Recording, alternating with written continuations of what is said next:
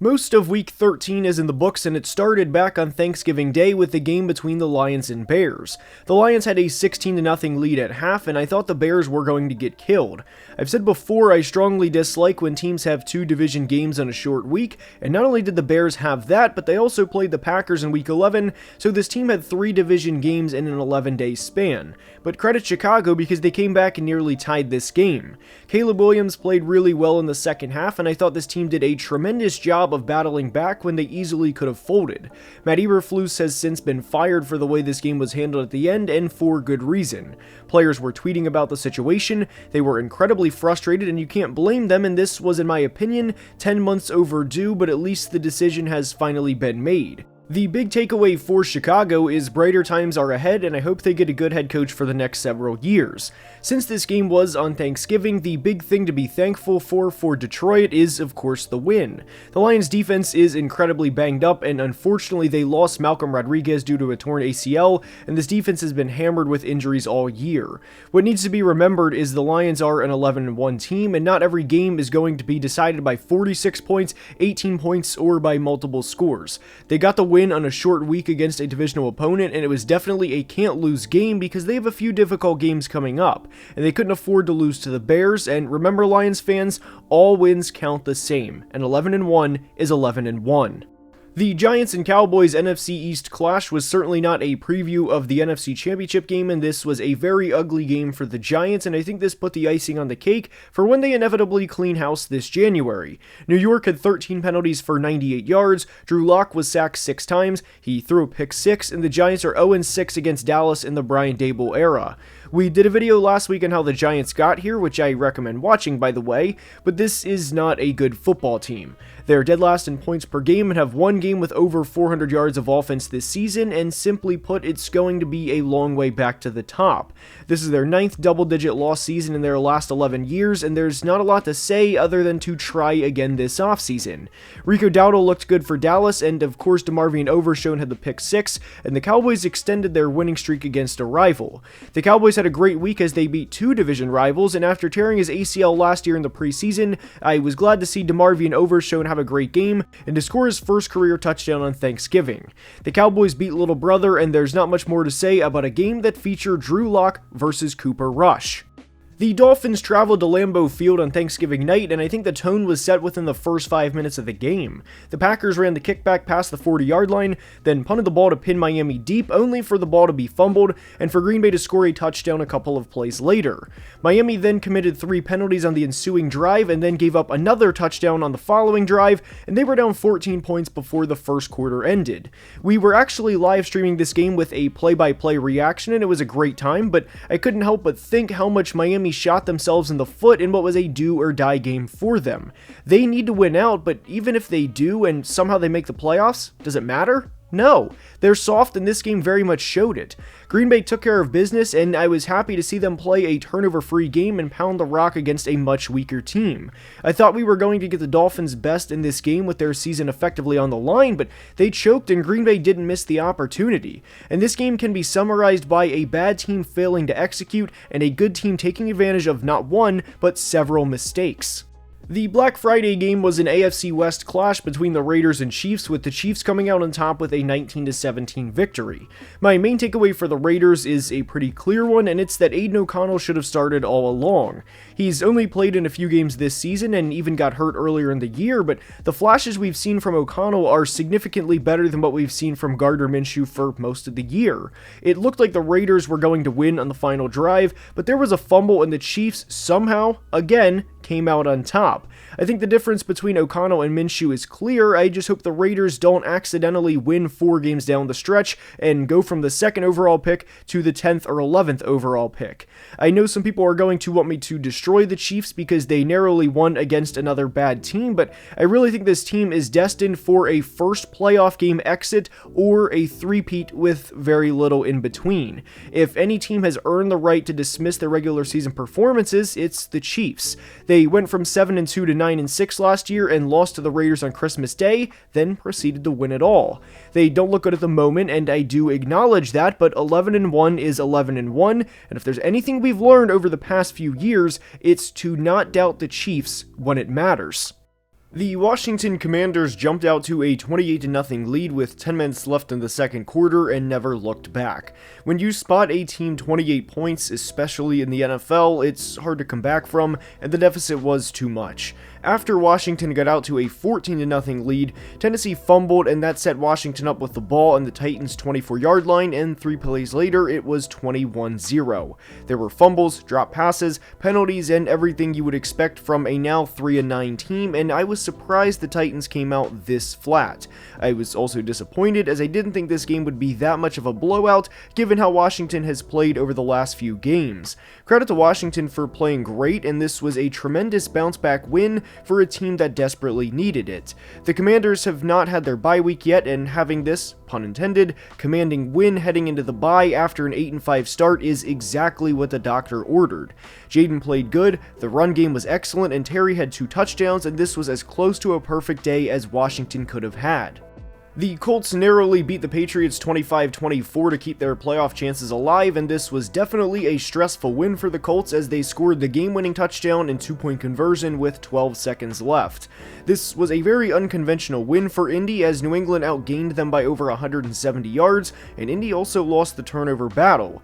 There is obviously a lot to clean up for Indy, but a win is a win, and the last drive from Anthony Richardson was impressive. It was a 19-play drive to put the ball in the end zone, and the Colts head into their bye with 4 winnable games left on their schedule. The Broncos game in Week 15 will, of course, be tough, but given the final 3 opponents are who they are, it's not crazy to say Indy will have a winning record after what's been a roller coaster of a season. The Patriots looked like a competent offense in Week 13, and I know nobody wants moral victories, but there is legit promise for this team, and yes, we can acknowledge they should have won this game, but they looked good offensively, and with where they are in the rebuild, that's the only thing that matters. They may finish 3-14 with the rest of the schedule they have, but if they can continue to look anything like they did in this game offensively, they have a very promising future ahead of them. The Texans survived a Mac Jones comeback and won 23-20, and I'll start with the play everyone saw from this game. The Azeez Al-Shaair hit was very dirty, and truly credit Evan Ingram and the rest of the Jags for standing up for their quarterback. I would imagine we all feel the same way about this hit, and I hope Trevor Lawrence has the best recovery he can after this play. Now, for the rest of the game, the Texans are 8-5, and they desperately needed their bye week.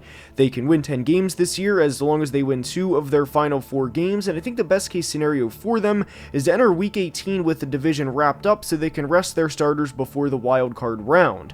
Now, I don't have an optimistic outlook for this team, and I think they will be a wild card round exit, but a win is a win. The Jags are 2-10, and there's not a lot to say about a team whose head coach is most definitely getting let go at season's end, maybe even earlier, with their season already being over. This was their 6th one-score loss of the season, and I will say I don't think this roster is 2-10 bad, and I think they will be a fun team to discuss in the offseason, but truly credit this entire roster for sticking up for Trevor Lawrence when it was hell or high water. And Jags fans, please know, there will be a lot of Jags content coming out on the channel soon. The Minnesota Vikings were down 19-6 with 4 minutes left in the third quarter, and at a point I actually tweeted this was the least enjoyable Vikings game I've watched in all of 2024, and it was awful for Minnesota until Sam Darnold threw a touchdown pass to Johnny Munt late in the third quarter. Jonathan Gannon's Cardinals were the better team for most of the game, but that was the story of this game. Arizona couldn't fully capitalize and put Minnesota away, and they ultimately dropped a winnable road game against a 9-2 team, now 10-2. I've said this before, but I do think the Cardinals are a light version of what the Lions currently are in terms of building through the draft and wearing teams down as the games go on, and it's a matter of time until they find ways to win close games like this, consistently. They're a very, very good team, and there still is a path for the playoffs for Arizona. The Vikings are a good team that finds ways to win games, which is incredibly unlike their previous regime. Kevin O'Connell is now 30-16 lifetime as a coach, and nobody would have thought the Vikings would be 10-2 through 12 games. An ugly win is always better than a pretty loss, and I do think Jonathan Grenard should legitimately be in Defensive Player of the Year conversations. The Jets fell to 3-9 with a 26-21 loss to the Seahawks, and this was a game where they were leading 21-7 at a point, and after the kick return for the touchdown from the Jets, I didn't think Seattle would come back from down double digits on the road. but they did. The Jets are a bad football team, and for anyone who says, but they're the Jets, whenever talking about their potential success, games like this are why. They had 12 penalties and allowed 19 unanswered points, and there's a reason this team is 3-9. There's a reason this team is a disaster. Aaron Rodgers isn't good, and this was another bad game from him, and that's an entire situation in itself. And they've officially clinched a losing record for the 9th straight year. Leonard Williams had a revenge game, and he had a pick 6, and this was the Mike Macdonald defense I envisioned when he was hired. The Jets did not score an offensive point after the first quarter, and my takeaway for the Seahawks is sure they may not win the Super Bowl this year, and probably won't for that matter, but I really like the future they have, and I think Mike Macdonald has improved as this season's progressed, and I truly think Seattle will be a dangerous team in 2025 and beyond. Pittsburgh went into Cincy and won 44-38, and I don't think anybody would have thought these teams would have combined for 82 points before kickoff. The Steelers had over 500 yards of offense, and they had 4 players have 50 receiving yards in this game as Russell Wilson threw for over 400 yards and 3 touchdowns. This was by far the best game Russ has had since becoming a Steeler, and anytime you can get a win over a division rival and more or less knock them out of the playoffs, it's a great day. This was a huge bounce-back win for the Steelers as they are in the midst of an insanely difficult stretch of their schedule, and a win is a win. I also think Nick Herbig is a very good player, and with time, will prove to be one of the bigger steals from the 2023 draft class in what was a very loaded draft for Pittsburgh. The Bengals have unfortunately wasted an MVP caliber year from Joe Burrow, as Joe now has 30 touchdowns to 4 interceptions on the season, yet the team is just 4-8. There's nothing here to say that Bengals fans either don't feel or already know. Pittsburgh hadn't put up 40 points since November of 2018, and Russell Wilson had his 3rd career 400-yard game in Week 13, and the other 2 were in 2017 and 2019. This defense is historically bad, and it's a shame because this is the best football Joe Burrow has played in his career. The entire Bengals offseason should revolve around the defense and, well, retaining T. Higgins, but I never would have thought this defense would be all-time bad. The Chargers won 17-13, and like we've said with several other teams, a win is a win. The Chargers only had 187 yards of offense in this game, a lot of which came from Ladd McConkey, who is a sneaky fast, lunch pail type receiver, but they forced 4 turnovers, including a Terheeb Still pick 6 that gave them a 17-10 lead. I do think the Chargers are going to make the playoffs, and games like this are going to be why nobody wants to play them. Jesse Minter is an elite defensive coordinator, and after a tough loss against the Ravens on Monday, and with a flight across the country, the defense answered the call. I don't think the Chargers are going to win the Super Bowl, but I do think they are going to be an incredibly pesky team when January rolls around, and this was the definition of a hard-fought, gritty win. Now, I do think the Falcons have a problem on their hands. Kirk Cousins was terrible in this game, and my jaw dropped when I saw the 3rd interception of the day, which was on 3rd and goal with 9 minutes left. There will be an entire breakdown of the Atlanta Falcons out later this week, so be on the lookout for that, but this situation is ugly and the Falcons fell to 6-6, and there is zero reason for this team to be 6-6 with some of the losses they've had. And I ask the question, even if they make the playoffs, does it matter? And to be honest, I don't think it does.